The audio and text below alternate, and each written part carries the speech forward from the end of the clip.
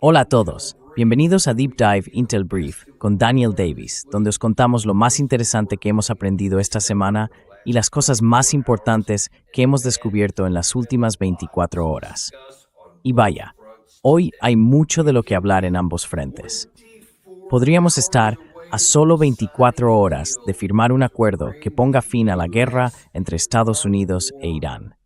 O al menos, eso es lo que se está diciendo ahora mismo. Han salido un par de titulares interesantes esta mañana. Para empezar, el primer ministro de Pakistán afirma que el acuerdo de paz entre Estados Unidos e Irán podría firmarse en las próximas 24 horas. Y además tenemos un comentario muy interesante que vais a ver cómo encaja directamente con todo esto.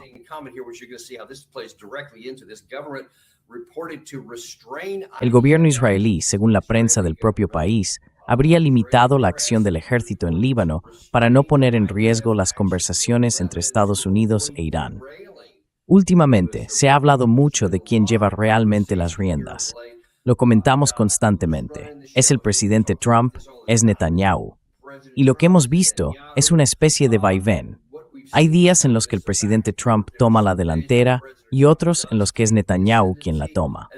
O, si se mira desde otra perspectiva, se podría decir que a veces Netanyahu aprieta los dientes, se ve obligado a dar un paso atrás, pero luego vuelve a la carga, aprovecha una oportunidad y hace algo que puede desbaratarlo todo.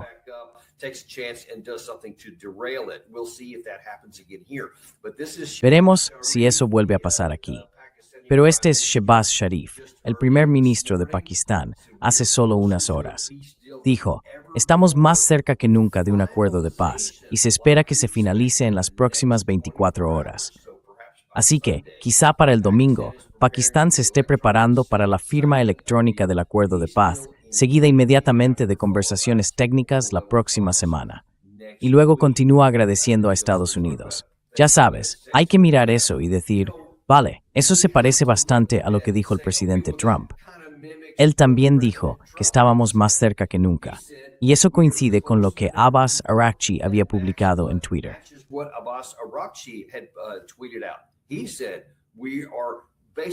Dijo que básicamente ya estamos ahí, así que tienes a 3 actores principales, y todos dicen, oye, creo que estamos cerca de un acuerdo, que lo que se ha firmado en segundo plano está prácticamente pactado.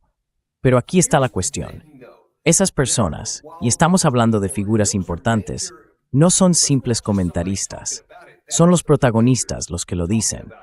Y afirman que sí, que hay un mediador, un alto cargo iraní y el presidente Trump, todos diciendo casi lo mismo, que esto está prácticamente hecho, que el acuerdo está al alcance de la mano.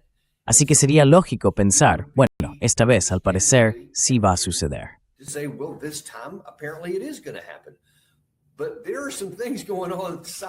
Pero hay algunas cosas que están ocurriendo al mismo tiempo con todo esto, que te hacen pensar que no hay manera, ni de lejos, de que esto vaya a salir como la gente dice. Y hay un par de razones para ello. Te voy a mostrar que aunque estos actores repiten los mismos comentarios sobre intentar llegar a un acuerdo, la gran pregunta es, ¿qué acuerdo? ¿De qué acuerdo están hablando? Porque por lo que se dice públicamente al menos, parece que la idea que tiene Irán de lo que va a ser el acuerdo y la idea que tiene Trump de lo que va a ser el acuerdo están en planetas distintos. Ni siquiera están en la misma pantalla, que es justo donde hemos estado todo este tiempo. Así que uno se pregunta, ¿por qué la gente sigue diciendo que estamos a punto de lograrlo?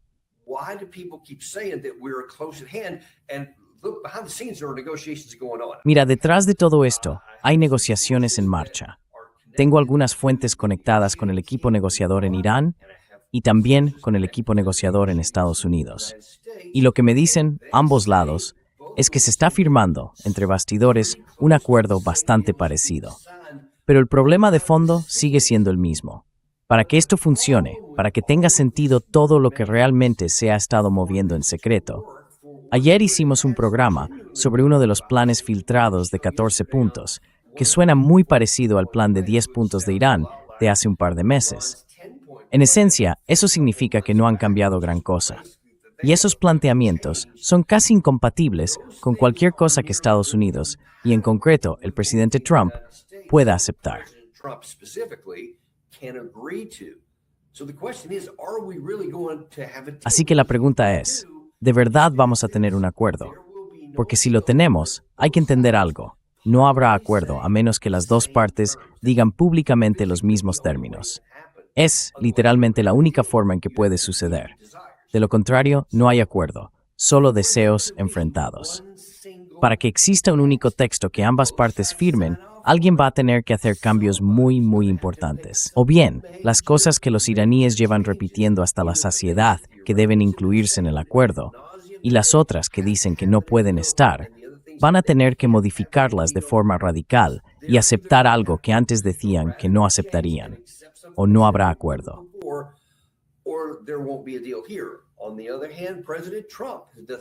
Por otro lado, el presidente Trump, las cosas que ha estado diciendo públicamente, que el acuerdo tiene que ser así y no puede ser de otra manera, va a tener que cambiarlas de forma drástica, porque esas dos versiones no son compatibles. Déjame mostrarte algunos ejemplos de por qué. Primero, empecemos con Abbas Araghchi, que anoche apareció en la televisión iraní para hacer unas declaraciones. Te voy a enseñar un par de fragmentos de eso. Ten en cuenta que lo que vas a ver es a Abbas Araghchi hablando a su propia gente. Es decir, el público al que se dirige es su propia población, intentando explicarles qué es lo que van a hacer. Pero obviamente, él sabe que cualquier cosa que se emite en todas partes. Así que aquí lo tenemos, hablando primero de lo que probablemente sea el tema más complicado, la cuestión del Líbano.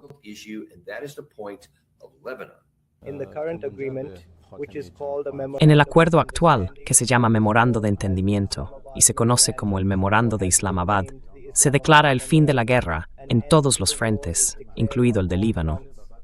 Lo he dicho muchas veces, nunca hemos olvidado al Líbano en esta guerra, porque Líbano y Hezbollah, en cualquier caso, lucharon junto al pueblo de Irán en esta guerra, y nunca los abandonaremos.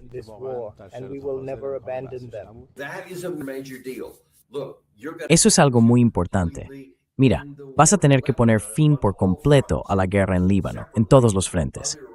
Y por otro lado, otros líderes iraníes han dicho que eso significa en todos los frentes, no solo en Líbano. Eso incluye a Hamas, incluye la Franja de Gaza, incluye Cisjordania, incluye todos los frentes. Israel tiene que detener todas esas guerras. Y vuelvo a este titular de aquí. Ha habido un informe del gobierno que pide limitar las acciones del ejército israelí para no poner en riesgo las negociaciones. Pero luego, si lees la letra pequeña del subtítulo, la oficina del primer ministro niega las informaciones de Khan News sobre que exista un acuerdo, y los ataques israelíes en el sur del Líbano continúan, mientras los drones de Hezbollah atacan a las tropas israelíes, aunque sin causar heridos.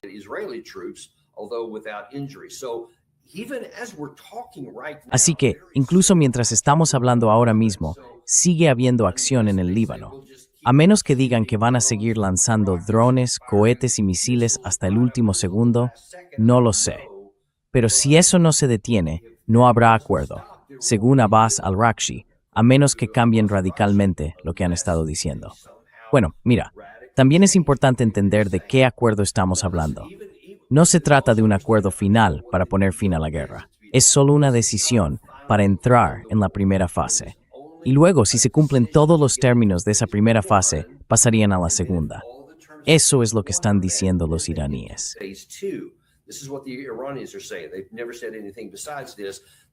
Nunca han dicho nada más que esto, que habría un alto el fuego de 60 días, digamos, más firme, con el propósito expreso de llegar a un acuerdo sobre la cuestión nuclear.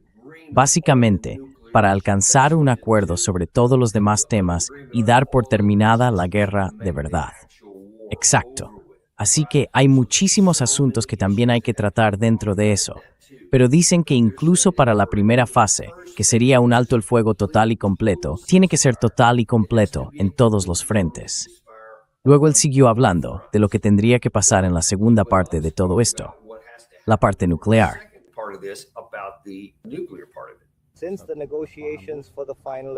Como las negociaciones para el acuerdo final van a comenzar después de este memorando, durante un periodo de 60 días, y dado que en ellas se abordarán las cuestiones nucleares, que son las que más interesan a los estadounidenses, es lógico que si lo que se establece en el memorando no se cumple, esas negociaciones tampoco avancen. Los activos bloqueados de Irán también se liberarán de acuerdo con el memorando de entendimiento que se firmará. Ahora bien, los llamamos tanto memorando de entendimiento como carta de intención. Es simplemente una cuestión de traducción, algo que cualquiera podría hacer. Sobre esta base, nuestros activos también serán liberados y ninguno de ellos puede permanecer bloqueado.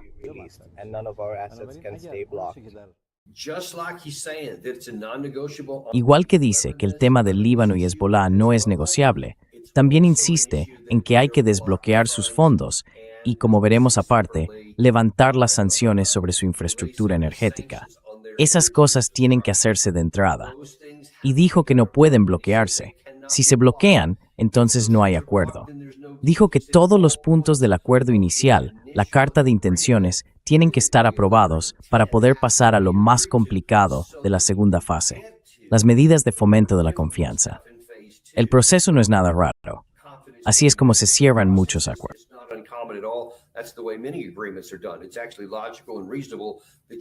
En realidad, es lógico y razonable que primero haya que ponerse de acuerdo en estas cosas.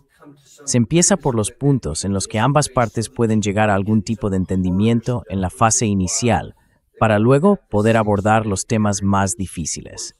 Por eso quieren establecer este periodo de 60 días, que por supuesto dice que ambas partes pueden acordar ampliar si es necesario. Pero en un momento veremos qué pasa con la parte israelí. Antes de eso, echemos un vistazo a lo que dijo el presidente Trump sobre el mismo tema. El mismo del que habló anoche Abbas Araghchi, cuando dijo que no habrá acuerdo si no se liberan rápidamente nuestros activos congelados.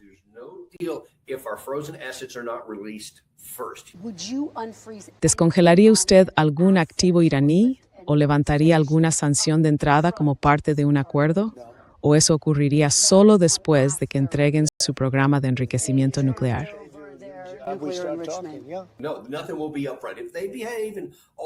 No habrá nada por adelantado si se comportan y todo ese tipo de cosas. Pero fíjate dónde está el problema.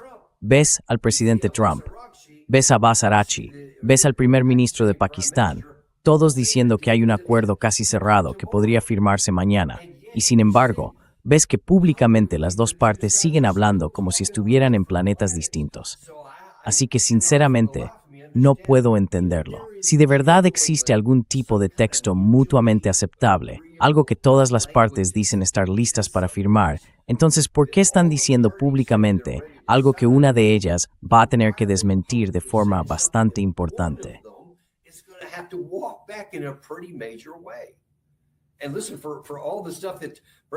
Y miren, con todo lo que acaba de decir el presidente Trump, echemos un vistazo a lo que ha dicho el primer ministro Netanyahu. Ayer publicó un comentario en el que afirmaba que aunque Israel no es parte del memorando de entendimiento, el primer ministro expresó su agradecimiento por el compromiso del presidente Trump de que el acuerdo final, una vez concluidas las negociaciones, incluirá la eliminación del material enriquecido. Irán es categórico. Eso nunca ocurrirá. El desmantelamiento de la infraestructura de enriquecimiento. Irán es categórico. Eso nunca ocurrirá.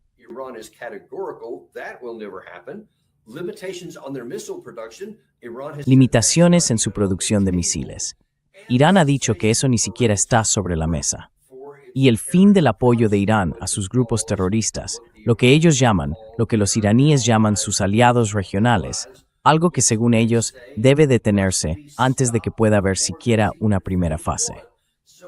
Así que, de nuevo, vemos a Irán y las declaraciones públicas de muchos de los participantes en esta guerra, como es evidente en el caso de Israel, están, bueno, si Irán está por aquí, Trump está por allá y Netanyahu por otro lado, están tan alejados entre sí que ni siquiera caben todos en la pantalla cuando intento mostrarte lo lejos que están unos de otros.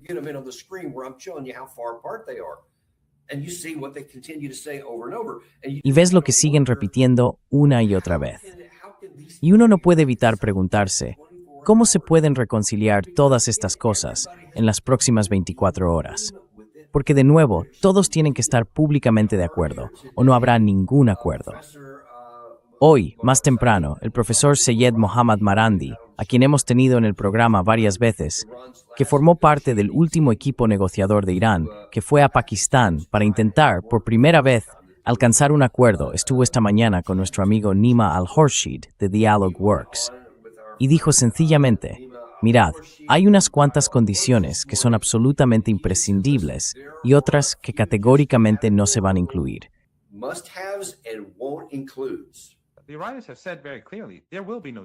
Los iraníes han dicho muy claramente que no habrá ningún acuerdo si el régimen no se retira. Tiene que volver a la situación en la que estaba hace 3 meses durante ese periodo. Al final, tiene que salir completamente del Líbano, pero antes debe regresar al punto en el que estaba antes de que empezara esta guerra. Y creo que son 5 los puntos que tienen ocupados. Tienen que retirarse por completo y ya no se les permitirá bombardear el Líbano. Y si no lo hacen, no habrá acuerdo. Si los estadounidenses no liberan los activos iraníes, no habrá acuerdo. Si los estadounidenses no levantan el bloqueo, no habrá acuerdo. Si los estadounidenses no eliminan las sanciones sobre las exportaciones de energía iraní, tampoco habrá acuerdo. ¿Y qué poder de presión tiene Irán? Tiene sus misiles, tiene sus drones, tiene su capacidad militar que hemos visto en acción en las últimas semanas. Y por supuesto, tiene el control del estrecho de Hormuz.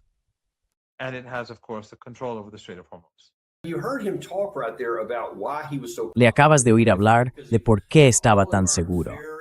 Porque si todas esas declaraciones tan seguras que hace no se cumplen, si todas esas cosas que enumeró, y es una lista complicada, no se consiguen, entonces dice que tienen otras cosas en las que pueden apoyarse. Así que uno puede preguntarse por qué está tan confiado cuando, según el CENTCOM y el presidente Trump, todo está destruido, no tienen capacidad, todo eso. Hemos estado mostrando este gráfico del fortín de granito de Yazd varias veces en el pasado, y uno de nuestros espectadores, creo que fue uno de nuestros invitados, comentó algo así como, bueno, esto es una representación, pero no está a escala y no muestra realmente lo grande que es.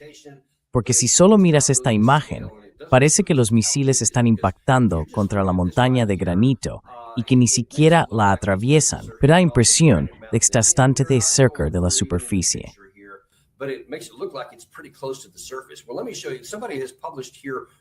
Bueno, déjame enseñártelo. Alguien ha publicado hace poco una representación más detallada y real de la escala de la instalación de Yazd. Y aquí la tienes. Mira, estas son las montañas cerca de Yazd. En un momento te voy a mostrar la versión en 3 dimensiones en Google Earth, pero esta imagen está más ajustada a la escala real y se pueden ver las montañas ahí. Esto es un corte transversal del terreno granítico y puedes ver, esto es algo de lo que habló el profesor Postel en nuestro programa y que explicó un poco hace un año, más o menos. Esta es la representación gráfica donde se ven todos esos cambios en la roca geológica a lo largo de los milenios, miles, millones de años, y cómo se han desplazado y todo eso.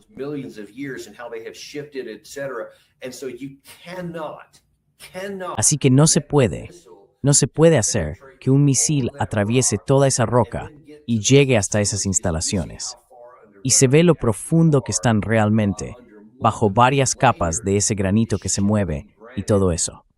Como nos explicó el profesor Postel cuando estuvo en nuestro programa, dijo que incluso si tuvieras esas grandes bombas antibúnker que tienen la mayor capacidad de penetración, a medida que van atravesando las distintas capas, y sea cual sea el ángulo de entrada que quieras usar, no es como si hubiera un conducto de ventilación por el que pudieras bajar, porque están diseñadas precisamente para que eso no funcione, ya que van en distintos ángulos y se cruzan entre sí en diferentes secciones, y así sucesivamente.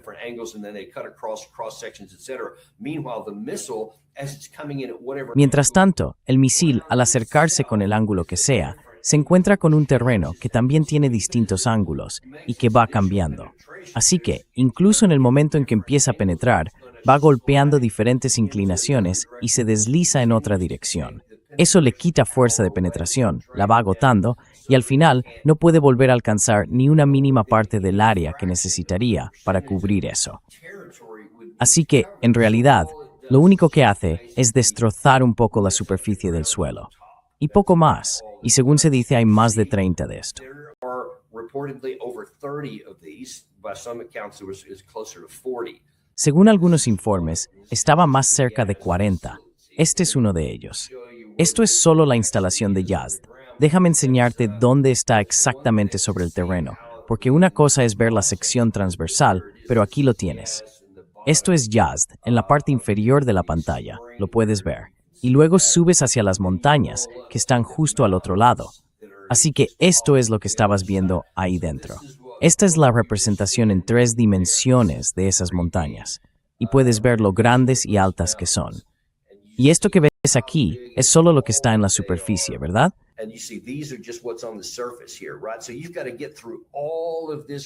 Así que hay que atravesar toda esta roca y luego llegar a toda la zona que está debajo. Déjame volver atrás y te lo enseño, para que veas que esto está en la superficie. Y con esta sección transversal, ves que hay que llegar por debajo de todo lo que acabo de mostrarte, y además de todas esas otras capas. Y ves que eso es una imposibilidad física, no virtual, física. Las armas nucleares no pueden alcanzar eso. Como he mencionado antes, he estado en nuestras versiones de esos búnkeres, y las armas nucleares tampoco pueden llegar hasta ellos. Por lo tanto, si volvemos a una guerra activa e intentamos hacer en la siguiente fase lo que no conseguimos en la primera, en esos 40 y tantos días, ya ves que tampoco va a haber éxito ahí.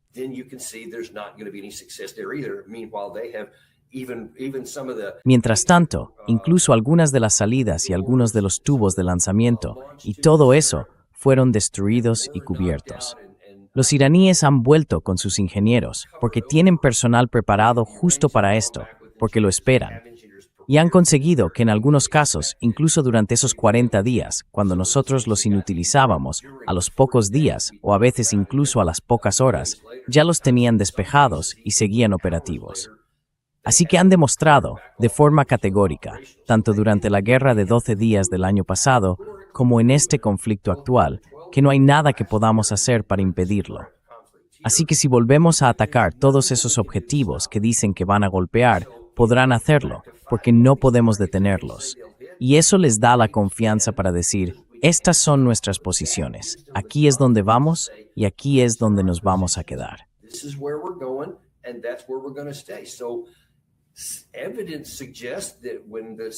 Pero las pruebas apuntan a que cuando se publique lo que sea, quizá mañana, no va a ser nada de lo que el presidente Trump ha estado diciendo. No puedo imaginar, después de lo que acabo de mostrarte, por qué la parte iraní habría estado diciendo todo eso que acaba de mencionar el profesor Morandi, o lo que Abbas Araghchi dijo anoche en televisión, para luego dar un giro radical y que de repente se cumpla lo que Trump dijo, y que ellos cedan en esos puntos. No veo ninguna razón lógica para que lo hicieran. Y eso empieza a hacerse evidente para cada vez más gente. Se puede ver que el presidente o el primer ministro Netanyahu está realmente molesto. Bueno, la palabra que más se repite aquí y que te mostramos muchas veces es que Jack Keane estuvo a punto de llorar en cámara.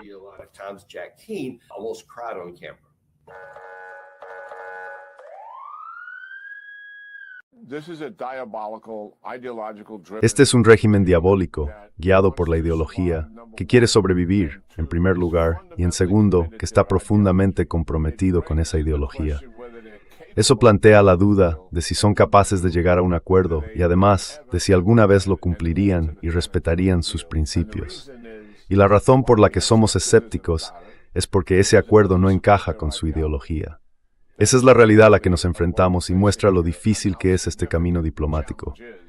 Tú y yo preferimos la otra opción, acabar con ellos usando toda la capacidad militar posible, debilitarlos tanto en lo militar como en lo económico, que acaben encaminados hacia un colapso inevitable, de modo que, con el tiempo, la propia población pueda actuar y establecer un liderazgo y un régimen distintos. Ese no es el camino que estamos siguiendo ahora, y sin duda será un camino complicado. Pero en mi opinión, el presidente no va a aceptar un mal acuerdo.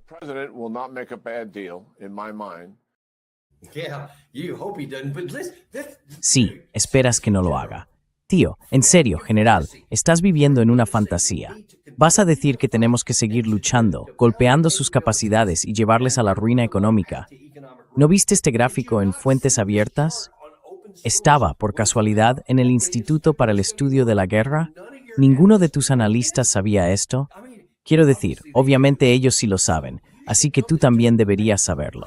De verdad, no entiendo cómo alguien con 4 estrellas, que ha estado en el servicio, no sé, unos 40 años o algo así, con mucha experiencia en combate y que ha operado al más alto nivel, ¿cómo puede decir cosas así, tan claramente falsas? No vas a penetrar una montaña con paredes de granito, con esas formaciones bajo la superficie, a cientos de metros de profundidad.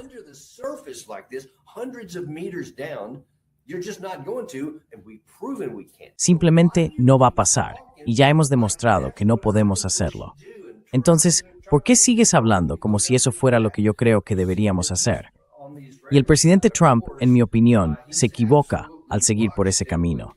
Ya ves que está del lado de Israel, por supuesto. Está totalmente alineado con Benjamin Netanyahu, con Mark Levin, en cuyo programa estuvo. Quieren volver a luchar porque, no sé, simplemente dicen no. Ya sé que es granito, sé que está a cientos de metros de profundidad, sé que ya lo intentamos antes, sé que están diseñados para resistir armas nucleares, pero quizá esta vez funcione. Probemos otra vez. No puedo entender la lógica detrás de algo así, pero amigos, allí es donde estamos.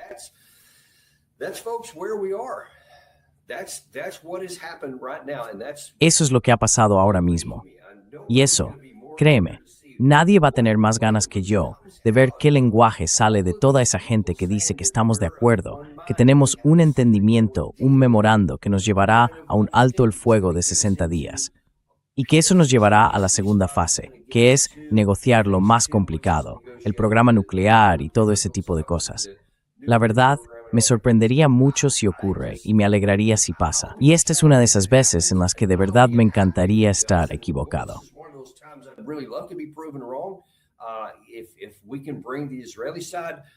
Si conseguimos que la parte israelí ceda, si logramos que la parte iraní llegue a un acuerdo, y si Estados Unidos también se compromete, y todas las partes aceptan una misma cosa, la guerra puede terminar. Y el estrecho de Hormuz puede reabrirse. Y todo el petróleo, el gas, el helio, los fertilizantes, todo eso puede salir. Sería una gran victoria para la humanidad. No me importa lo que eso signifique para las aspiraciones políticas de nadie. Me importa cómo puede ayudar a la gente. Pondría fin a las muertes en Israel, en Irán, a las muertes de estadounidenses y de todos los demás en la región. Sería una gran victoria. Además, reduciría el riesgo de que el hambre empiece a golpear en lugares como África, Asia y otros sitios. Y por cierto, hay más noticias que he visto esta noche.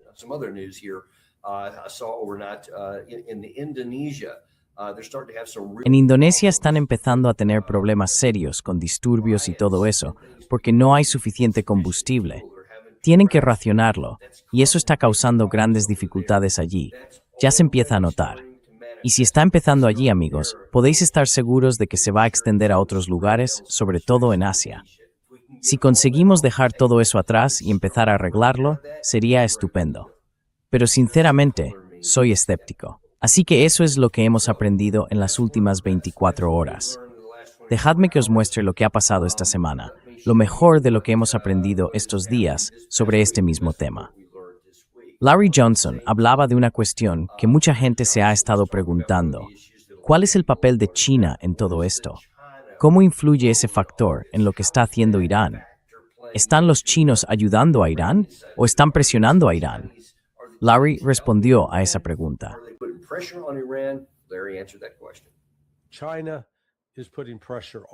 China les está presionando a través de Pakistán porque quiere que la situación económica en el Golfo Pérsico vuelva a la normalidad.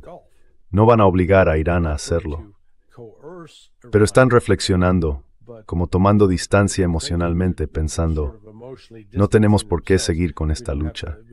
Y creo que parte de la estrategia de Irán ahora es que han mostrado paciencia para demostrar a los chinos que, mirad, hemos intentado negociar todo de buena fe, y los estadounidenses siguen rechazándolo. Y creo que llegado a ese punto, los chinos harán lo mismo con Rusia.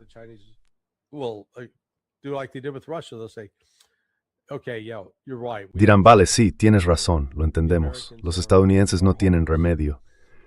Así que, me temo, esta guerra va a volver a encenderse.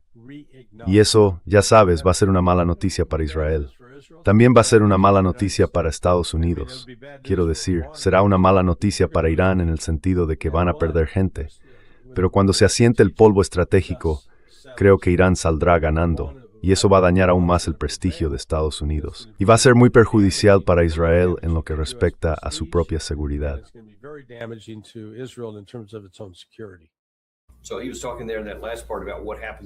Así que en esa última parte estaba hablando de lo que pasaría si volvemos al conflicto, algo que teme que ocurra. Y es difícil discutirlo, viendo lo que acabo de mostrarte sobre lo alejadas que están, al menos en sus declaraciones públicas, las distintas partes. Esa es la mayor preocupación. Obviamente, Irán saldría perjudicado, pero ellos se sienten muy seguros de que podrían resistir, que podrían aguantarnos más tiempo, causando suficiente daño de nuestro lado como para que el coste fuera tan alto que al final nos viéramos obligados a llegar a algún tipo de acuerdo, probablemente uno más cercano a lo que ellos quieren. Veremos qué pasa. Pero en cuanto a China, se puede ver que China siempre ha sido así.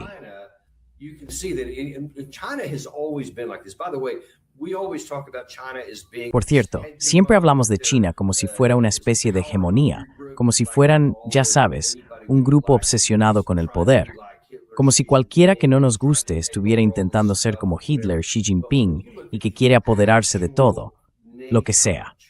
Pero si miras la verdadera naturaleza de China a lo largo de la historia, y hablo de miles de años de historia cultural, y ves cómo han actuado otros líderes chinos, cómo ha actuado cómo ha actuado el Partido Comunista Chino, verás que son muy reacios al riesgo. Siempre intentan sacar las cosas del terreno del conflicto. Quieren apartarlas de ahí. Siempre han dicho que atacarían Taiwán, por ejemplo, pero también han dicho que prefieren la diplomacia, y hasta ahora siempre lo han hecho así.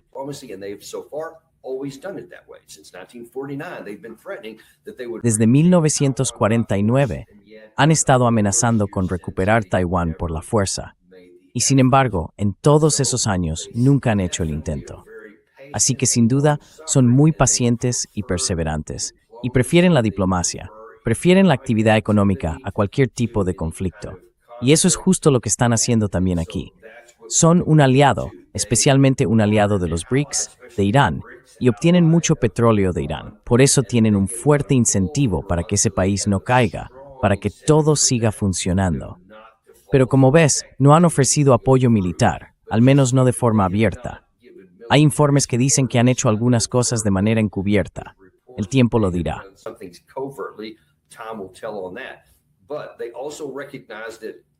Pero también reconocen que, bueno, lo entendemos.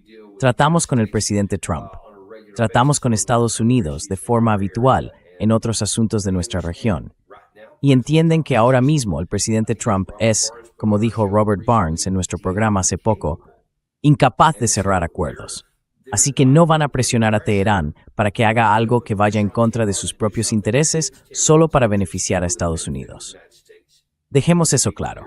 Sea cual sea la presión que China esté ejerciendo sobre ellos, y la hay porque quieren que esto se acabe ya, como vimos también esta semana con Art Berman, que explicaba por qué la situación del petróleo, después de todo esto, no se ha aprovechado económicamente. Hasta ahora, solo ha sido dolorosa y cara, pero no demasiado, no fuera de control. Una de las razones es que China ha estado comprando menos petróleo.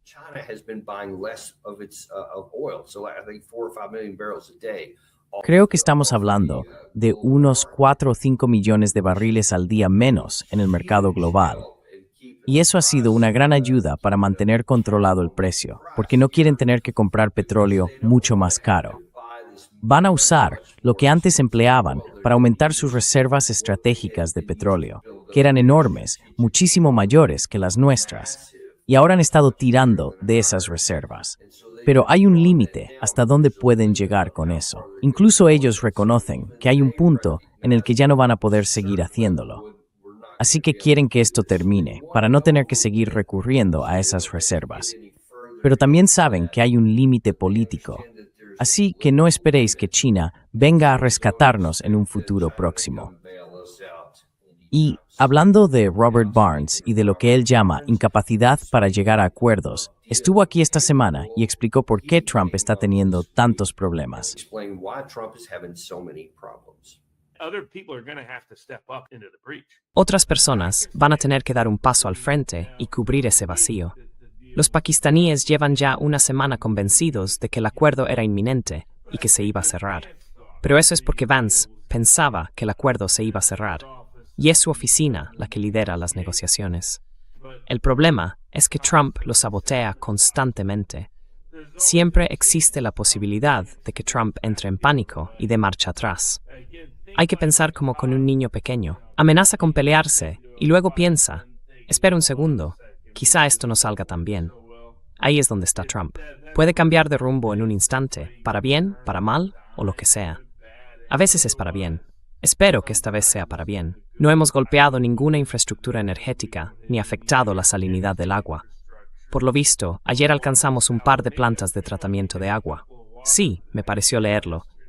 Y cuando hace esto, se convence a sí mismo de que así obligará a Irán a rendirse, en lugar de escalar el conflicto.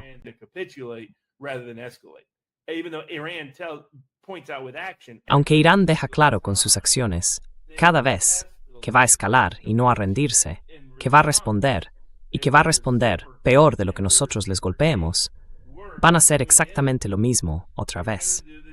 Pero Trump se convence a sí mismo de lo contrario. Así que la única esperanza que queda es que la gente dentro del Pentágono se le enfrente con firmeza, porque eso fue lo que lo frenó antes. Internamente habían cambiado la lista, de modo que el 90% de los objetivos que Trump quería atacar no se iban a atacar de todos modos. Tienen que limitarse a infraestructuras de doble uso reales. Pero me preocupa que hayamos atacado plantas de agua, a menos que hayamos vuelto a usar inteligencia artificial. No sé si lo has oído, pero lo que ha oído Larry Johnson y lo que yo he oído de otras personas es que ahora estamos usando inteligencia artificial para seleccionar los objetivos. Eso es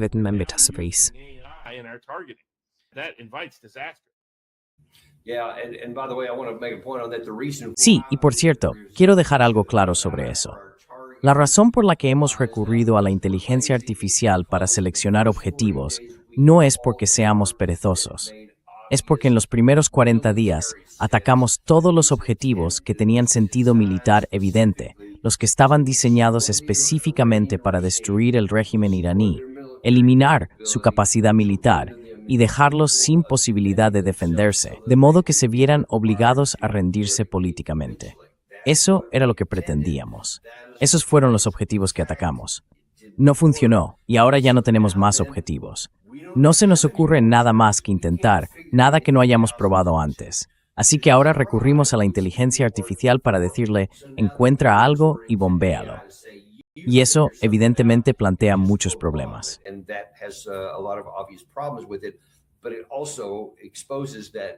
Pero también deja claro que no tenemos ni idea de lo que está pasando. No sabemos qué más puede funcionar, porque todo lo que creíamos o esperábamos que funcionara no lo hizo. Así que ahora estamos dando palos de ciego. Y claro, eso trae problemas. Y quién sabe, quizá esa sea también una de las razones por las que aún no lo sabemos, porque el Pentágono no ha publicado nada. Pero en ese primer ataque, cuando alcanzamos aquella escuela de niñas, y murieron todos esos niños y profesores el primer día, en las primeras rondas de la guerra, eso podría haber sido o bien un error en los datos de objetivo, o bien que se basara en inteligencia artificial, lo que a su vez plantea la duda de en qué se basa realmente todo eso. Pero eso se repite una y otra vez en las partes anteriores de los comentarios de Robert. El presidente Trump sigue siendo incapaz, como creo que él mismo dijo más adelante en ese programa.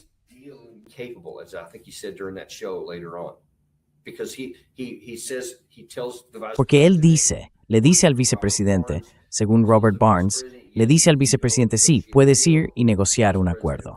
El vicepresidente Vance va y negocia ese acuerdo. Y luego cuando llega el momento de hacerlo público, el presidente Trump le quita el suelo bajo los pies. Y yo he oído, de forma independiente, por parte del lado iraní, del profesor Morandi, que conoce el proceso de esas negociaciones. Él conocía y había visto el texto de esas conversaciones y de los términos del alto el fuego inicial, lo que llamaban la fase 1 de ese supuesto acuerdo. y dijo que la parte estadounidense había aceptado. Así que dijo, lo he visto, estaba ahí, y de repente Estados Unidos se echa atrás.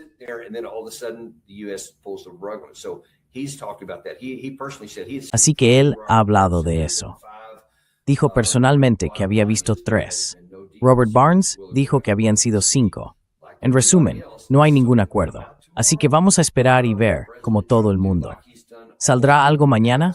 ¿Hará el presidente Trump lo mismo que ha hecho otras veces cuando dijo, bueno, les di una oportunidad, la estropearon y ahora volvemos a pelear, como le preocupaba a Larry Johnson? ¿O se rendirá o simplemente aplicará el plan de marcharse? ¿Quién puede saberlo? Tendremos que esperar. Lo sabremos. Veremos qué tan cerca está el primer ministro Sharif de Pakistán después de su declaración bastante audaz esta mañana sobre la salida. Creo que estamos a unas 24 horas.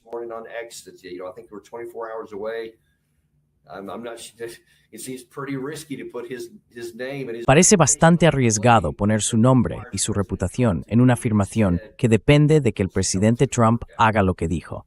Ya veremos cómo acaba eso. Mira, una cosa más esta semana que quería enseñarte, porque no trata directamente de las negociaciones, pero sí de algo muy fundamental en las relaciones de Estados Unidos en todo Oriente Medio, el eje central de la relación entre Estados Unidos e Israel. Y esta semana, Alistair Crook se preguntaba si ha llegado el momento de replantearse la naturaleza de esa relación entre ambos países. Decía que una de las razones por las que saca este tema es porque, según su opinión, el futuro político de Netanyahu tiene una fecha de caducidad que quizá no dure mucho más.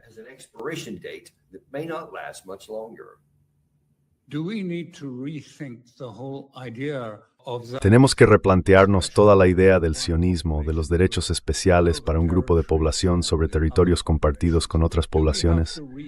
Tenemos que repensar las estructuras. Esto es de verdad una crisis existencial que ha comenzado. No ha llegado a su punto culminante. No ha producido todavía ese desenlace. Pero si miras las encuestas, Netanyahu, por primera vez, yo siempre he sido de los que dicen, no penséis que Netanyahu va a ser simplemente apartado y sustituido. Es un superviviente. Lo he visto, lo sé desde hace mucho tiempo. De alguna manera siempre se escapa. Es como una serpiente resbaladiza. Se aferra y se mantiene en el poder. Pero esta vez parece realmente una crisis. No estoy seguro de que vaya a sobrevivir a esto. Las encuestas indican que no lo hará. El caso judicial sugiere que no saldrá bien parado. Y además, el presidente se tort no le Alan Slurter, it's King.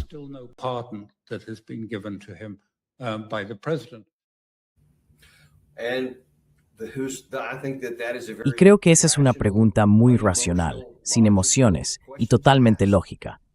Mira, sé que durante toda mi vida hemos tenido esa relación especial con Israel y siempre me ha parecido algo razonable y lógico. Pero eso ha cambiado. Las acciones, sobre todo la respuesta de Israel al 7 de octubre de 2023 y todo lo que ha ocurrido desde entonces, especialmente los ataques contra Irán, han mostrado una naturaleza distinta. Creo que ha habido una transformación dentro de Israel. En su deseo natural y comprensible de garantizar la seguridad nacional y la protección de su población, han adoptado políticas que son poco razonables e incluso irracionales, intentando llevar esa situación a un final exitoso. Y como vengo diciendo desde la semana posterior al 7 de octubre, las políticas que está siguiendo Benjamín Netanyahu están sembrando semillas que más adelante darán frutos amargos.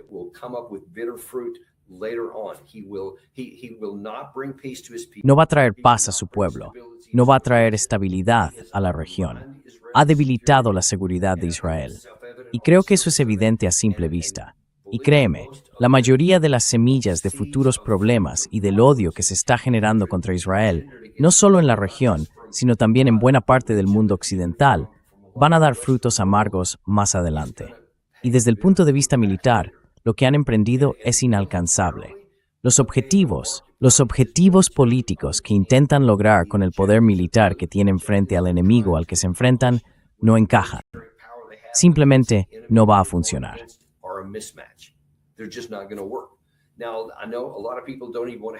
Sé que mucha gente ni siquiera quiere tener esta conversación porque tiene una conexión muy emocional con el lado israelí y quieren decir que haga lo que haga Israel, por sangriento que sea, pase lo que pase, está bien. Y que los demás se callen, que no se diga nada en su contra. Está bien si alguien quiere pensar así, pero hay que entender que eso tiene un coste. Hay un precio por hacerlo, porque lo que uno está haciendo, sin darse cuenta, es ayudar a sembrar las bases de una inseguridad futura para el mismo país que dice apoyar. Porque es la naturaleza humana. Es lógico, es razonable, es previsible que cuando se actúa de esa manera contra un grupo de personas, sobre todo cuando se va demasiado lejos, como ha hecho Israel, eso tenga consecuencias.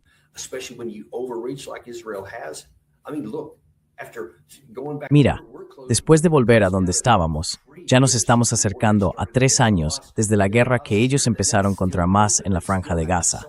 Y eso sigue abierto. Todavía no lo han resuelto. No han logrado una conquista militar. Y estamos hablando de una franja diminuta de tierra, completamente sellada. Aún así, no consiguen ganarla. Entonces, ¿qué crees que van a hacer con Hezbollah en el Líbano o con la guerra en Irán? Y sigue habiendo fricción en Siria. Sigue habiendo fricción en Yemen, con Hamas, con los hutíes. Todos esos frentes están bloqueados. Ninguno se va a resolver por la vía militar.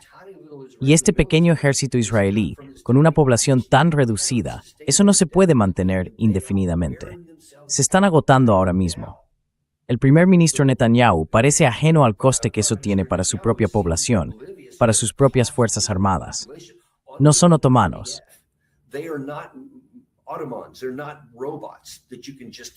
No son robots que puedas seguir enviando año tras año, misión tras misión, pensando que nunca va a pasar nada, que nunca se van a estropear, que nunca se van a quedar sin combustible o sin capacidad. Cuando la evidencia te grita en la cara que hay límites. Pero en lugar de reconocerlo, él simplemente quiere seguir adelante. Lo viste en la declaración que hizo anoche aquí. Está haciendo todo lo posible para asegurarse de que no haya un acuerdo final. Porque todo eso que aparece en amarillo ahí, donde dice que al concluir las negociaciones se incluirá la eliminación de todo el material enriquecido, el desmantelamiento de la infraestructura de enriquecimiento, las limitaciones en la producción de misiles y el fin del apoyo de Irán a los grupos terroristas.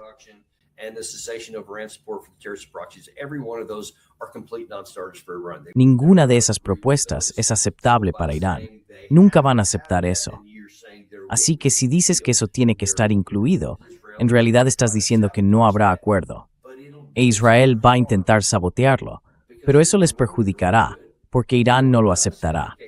Irán tiene la capacidad de resistir cualquier cosa que los israelíes estén haciendo, y también tiene la capacidad de causar daño directo a Israel ahora mismo. ¿Por qué seguir un camino que no puede tener éxito? Y para nosotros, ¿por qué deberíamos apoyar una vía que la lógica, la razón y los principios militares más básicos gritan que no va a funcionar? No ayudemos a nuestro amigo a hacerse daño a sí mismo y arrastrarnos con él al mismo tiempo. Es momento de que pensemos y reevaluemos nuestra posición. Y no estoy diciendo que tengamos que romper lazos con Israel ni nada por el estilo.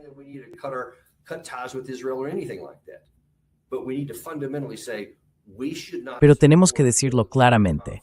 No deberíamos apoyar un conflicto militar que va a fracasar y que nos arrastrará con él.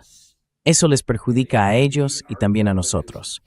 Y si nuestro gobierno es realmente de América primero, entonces ha llegado el momento de demostrarlo con hechos, no solo con palabras.